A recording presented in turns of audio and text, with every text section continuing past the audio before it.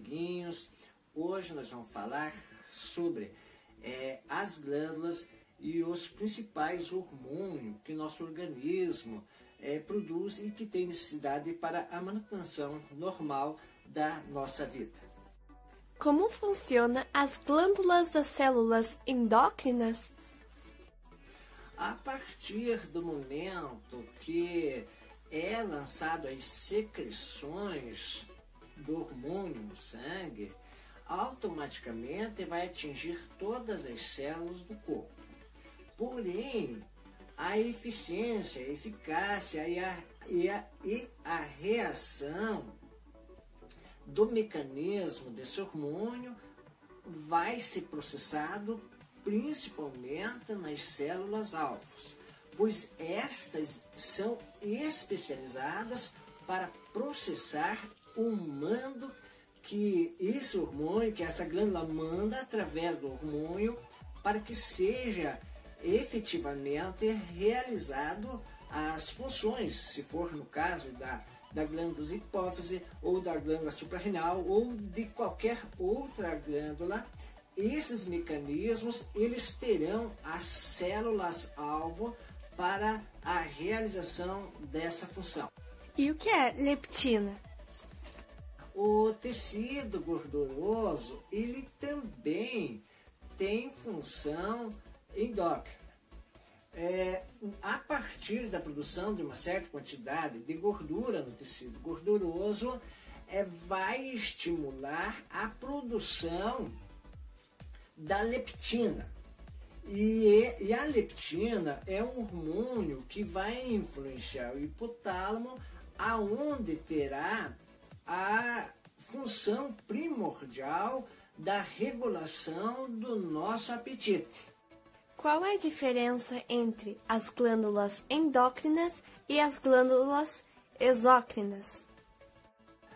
No sistema endócrino, ou as glândulas endócrinas, são glândulas que possuem células que são produtoras, no caso, de hormônio, dos hormônios, e esses hormônios são lançados diretamente no sangue. E enquanto que as glândulas exócrinas são glândulas que lançam as secreções para fora, no caso do organismo, através de ductos.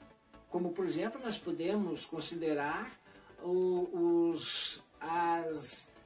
a parte do corpo, o trato gastrointestinal. Então, estas seriam as glândulas exócrinas. Então, as principais glândulas endócrinas e a produção dos hormônios. A glândula neurohipófise, ela vai produzir o hormônio oxitocina, e essa oxitocina, ela é a estrutura química de um peptídeo, no caso.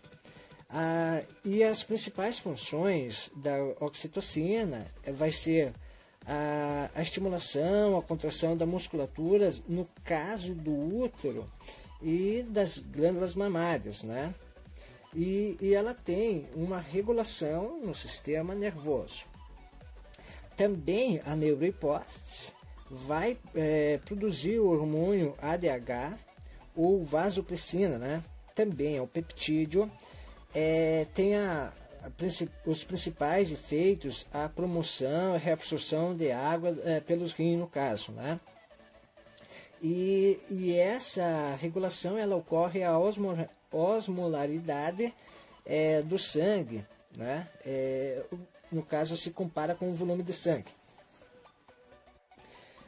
A adenohipófise. Bom, a adenohipófise, ela vai secretar ou produzir a somatropina, que essa somatropina, ela é uma proteína, né? A estrutura química, ela vai ser proteína. Tem um efeito, seria o crescimento geral do corpo, também afeta o metabolismo das células, né? E essa é regulada por hormônios, no caso do hipotálamo. Também a adenohipófise ela vai secretar a prolactina, que também a estrutura química dessa prolactina é uma proteína, né? Entra na promoção e secreção de progesterona, estimula a produção de secreções, no caso de leite também. É um hormônio, no caso também, de regulação do hipotálamo. Também a adenohipófise ela vai produzir folículo estimulante, que é uma proteína. O principal efeito vai estimular os folículos ovarianos, no caso nas mulheres, né? E no caso nos homens, essa proteína, folículo estimulante, produzida na adenohipófise, vai estimular a espermatogênese nos homens, viu? Tá. E a regulação de todo esse processo está no estrógeno no sangue e nos hormônios do hipotálamo, no caso. E também a adenohipófise ela vai produzir o hormônio luteinizante, que também é uma proteína, tem o efeito a ovulação e o corpo amarelo nas mulheres e as células intersticiais, no caso nos homens. Ela tem a regulação de progesterona ou testosterona, no caso, e também é o hormônio de regulação do hipotálamo, né? Também a adenohipófise ela vai produzir o hormônio tireotrofina, que também é uma proteína. Os efeitos dela é a estimulação da tireoide, vai secretar seus hormônios no caso.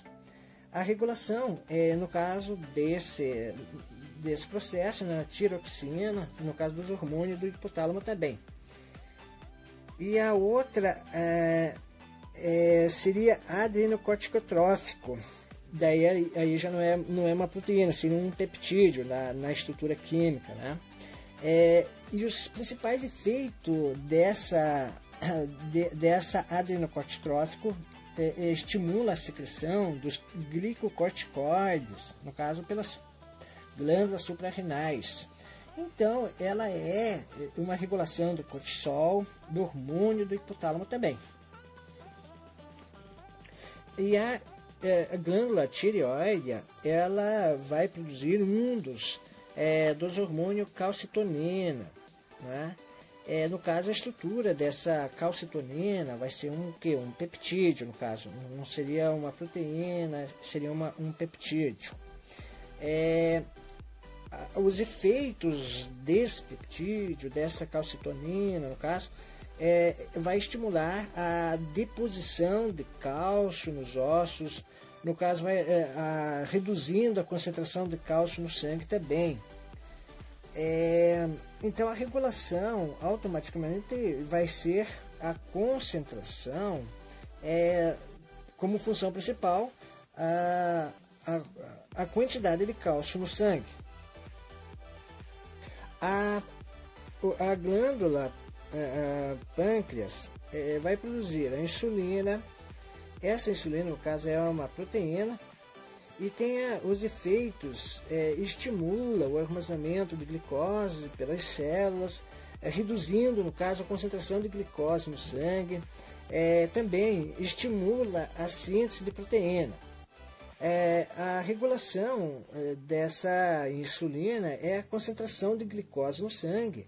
No caso, seria uma das principais funções. Também no pâncreas é produzido o glucágon.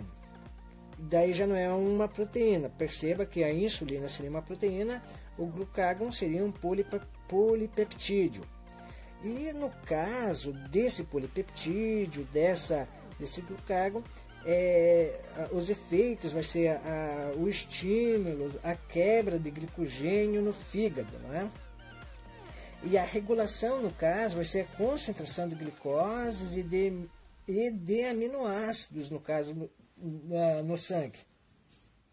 A glândula suprarrenal, ela vai produzir o hormônio adrenalina, que tem essa adrenalina vai ter uma estrutura química que seria uma catecolamina. E tem a função, o efeito, aumenta a concentração de glicose no sangue, acelera os batimentos cardíacos também. E essa regulação seria o controle nervoso, né, no caso.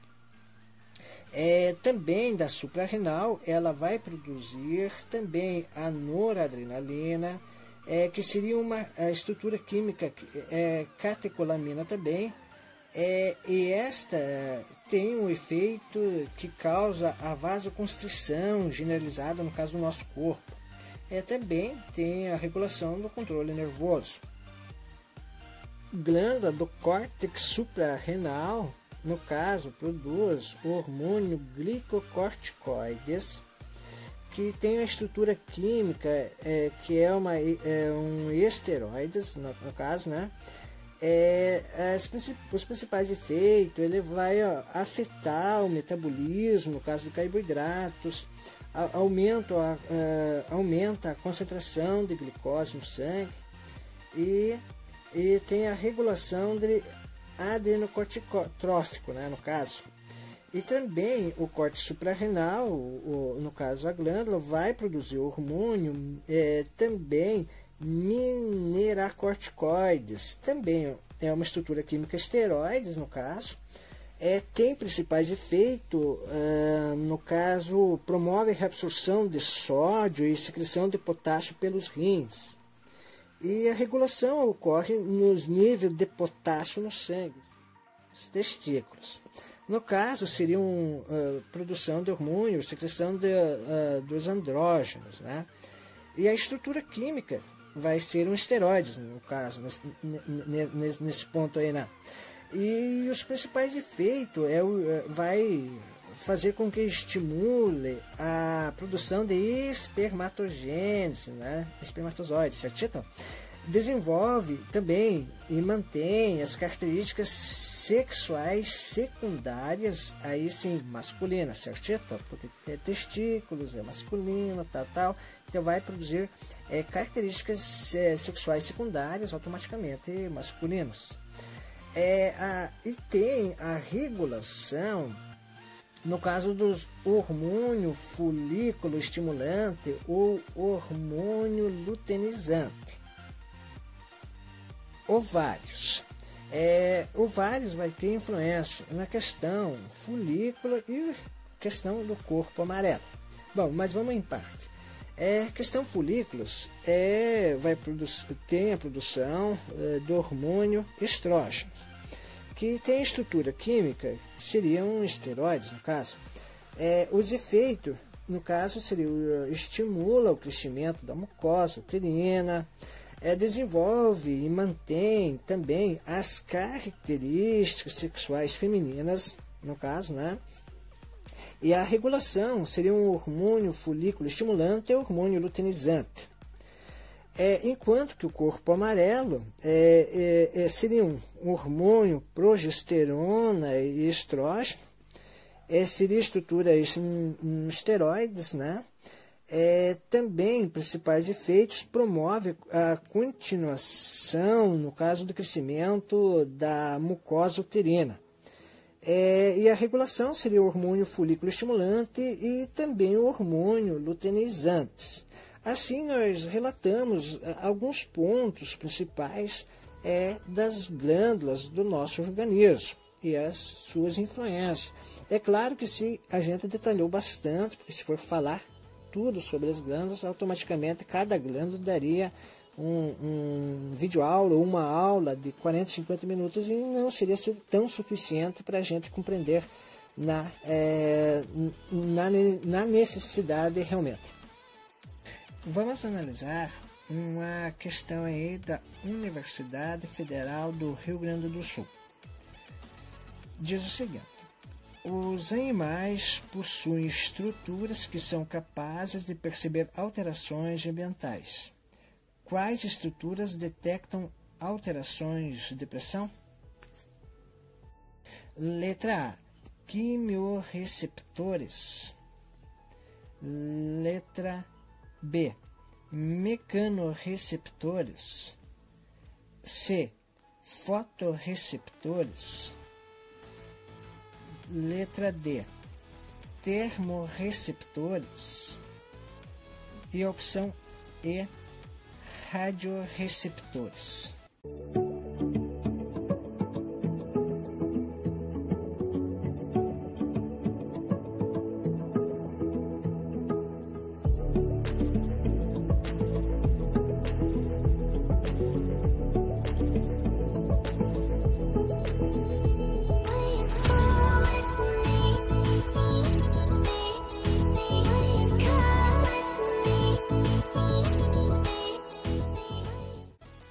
A letra E, radioreceptores? Não.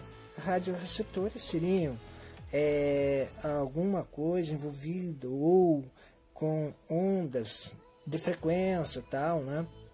Então, não tem nada a ver com a percepção das alterações ambientais. A opção D, termorreceptores? Não. Termorreceptores têm alguma coisa a ver com estímulos de natureza térmica, né? Que vem de temperatura, a alteração da temperatura assim por diante. Então não seria essa a opção correta, não. A opção letra C, fotorreceptores? Também não. Fotorreceptores são, por exemplo, uma relação que nós podemos comparar com, por exemplo, as células dos olhos, que tem o estímulo da percepção da luz e tal. Então, não tem nada que ver com a percepção de alterações ambientais. E a opção A, quimiorreceptores? Também não, porque quimiorreceptores são um mecanismo que as células têm, ou que o organismo tem, de percepção de alterações químicas, né? Então, não tem nada a ver com a percepção de alterações ambientais. Agora sim, descartamos as 4 opções, está restando a opção letra B, que diz mecanorreceptores. E é exatamente esse ponto que nos descreve a condição da capacidade de um organismo ter de perceber as alterações ambientais. Então, a opção correta seria a letra B, mecanorreceptores, que são as condições capazes de perceber alterações ambientais. Vamos para mais uma questão da Universidade Federal de Pernambuco. Determine a alternativa que indica um hormônio muito importante para o equilíbrio hídrico no corpo humano, conhecido como hormônio poupador de água. Letra A, acetilcolina. Letra B, timosina. Letra C, o ADH. Letra D, a adrenalina. E letras E, o glucagon.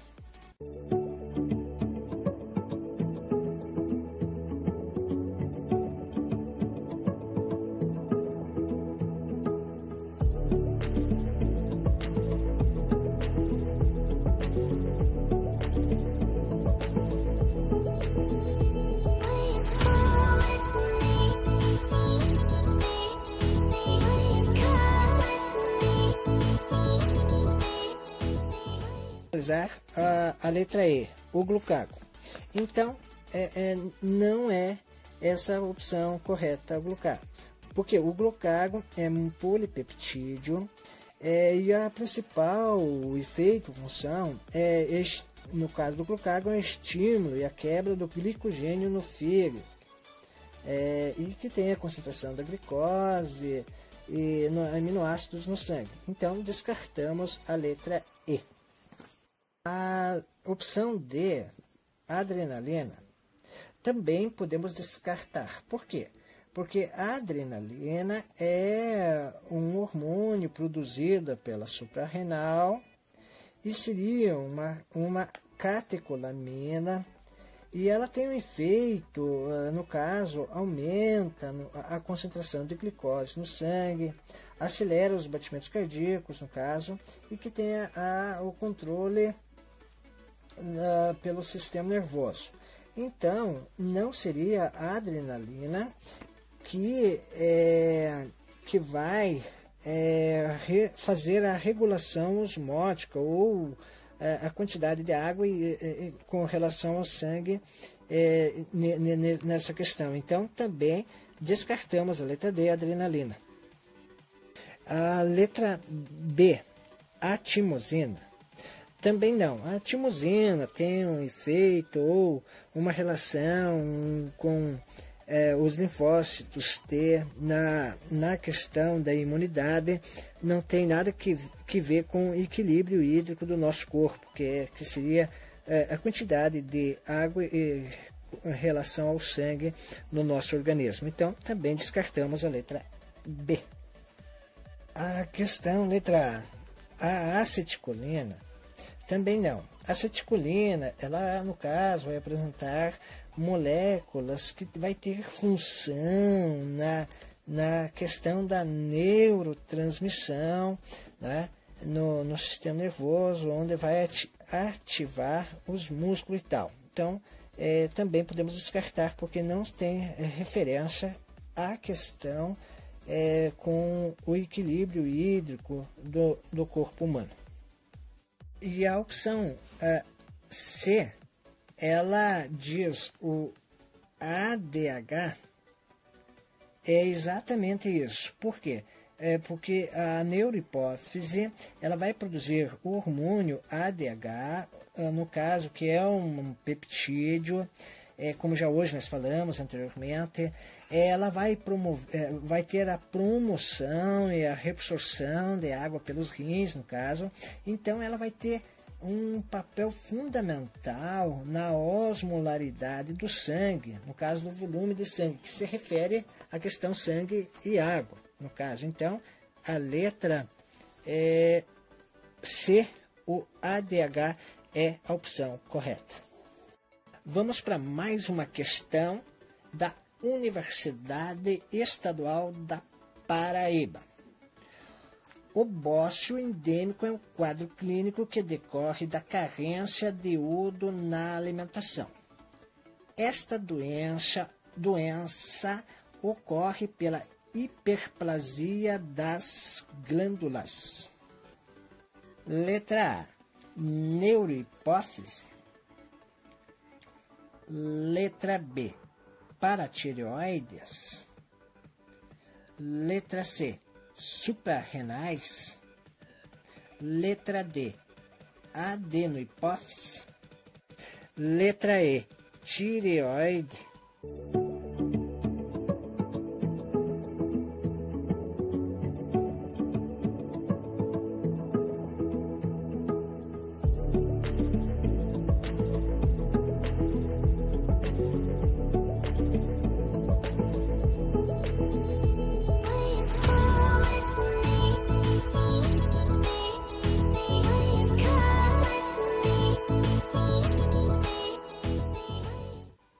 Vamos analisar a questão letra A. Diz neurohipófise. Não, a neurohipófise não tem nada a ver com o bócio endêmico, que é a mesma o bócio endêmico, só lembrando que é o famoso papo. Então, a neurohipófise, ela é uma glândula que vai produzir a oxitocina, que é um peptídeo, que vai ter, essa oxitocina vai ter principais efeitos, o estímulo, a contração da musculatura do útero e das glândulas mamárias, no caso, né? Também a neurohipófise vai produzir o ADH, o vasoplicina, no caso, que é um peptídeo também.